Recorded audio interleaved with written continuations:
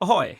Going to do a quick video about spinning and trolling. I'm not fantastic with this subject, but I'm going to sort of gloss over a few of the details of the tutorial that may have been missed. So, first of all, we know that spin fishing involves taking a lure, casting out, and continually dragging the lure back in order to attract the attention of fish in the river to try and catch them. So when we get nice greedy ones, that they'll come along and bite. So a few factors that affect catching fish with lures are the size, the shape, the colour, how they're cast, how they're drawn back in. So we're going to clear up a few little details. Okay, so quick look at a rod. There are lots of varying types of rod. They have different strengths and weaknesses. Some are quicker action, some are slower. In my case, this little Corona 60 here basically is my starting spinner rod. Probably similar to what most people would be given these days. So it's pretty lightweight. It's not very sensitive. I do admittedly still use this for trolling. And yeah, that does seem a bit weird, I know. But anyway, the setup is basically you'd have a reel, a line, a leader, so your line doesn't get bitten through by the fish. You can spin without a leader, but it's not necessarily a good idea. Because the whole point of it is to protect the main line from being bitten by the fish. Then you've got your lures. Lures are wonderful little things. They come in all shapes, colours, sizes. There's hundreds of variations, if not thousands or millions. If you want to start getting the math nerds out. So, one of the first things that we'll have a quick look at on the lures though is where are they? Lures, right.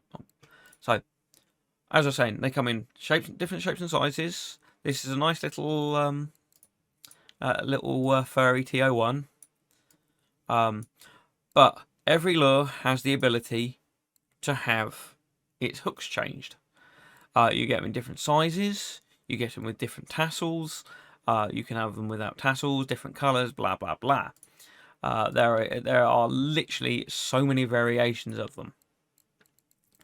Some of the other types of lure that exist would be spoons, which are basically a flat piece of metal bent into shape with a hook on the back. Some of these can be very good for catching larger fish like char, pike, and a lot more. I don't really spin that much, so I don't really have to sort of know everything off the back of my head. You got wobblers. I've been given crap loads of wobblers by people. Most of these are handmade by Evil Jock. But for example, a wobbler is the same sort of thing. Can have multiple hooks. You can have lots of different size hooks. Have a nice big old mixture of everything. Mix to your heart's content. Jigging lures, basically, they're a hook with a big weight on the top, and they match to a plastic lure on the outside to make them a little more sort of appetizing to the fish. So, I mean, here we go. This is a jig hook. It's weighted at the top to allow it to sink in an odd fashion. The plastic lure will go around the outside of it. Okay, so I'm going to do a few casts just to show you, the rough sort of idea of casting. I'm not intending to catch anything. It might take a fair while before I even do catch anything, but So we've got our rod set up in the form of our reel, line, leader, and lure. So with I'm just using a little cheap lure with a red tassel hook. So the idea is you cast it out as far as you can. Some people say give it a little wind just to click the bail arm, let the lure sink, and then wind it all back. Changing the speed of the retrieval by holding R and using your mouse wheel can affect the type of fish that are interested in the lure. Pike are quite a stickler for faster moving, but when you start looking at fish like char and brown trout, you'll definitely want a bit of speed on them.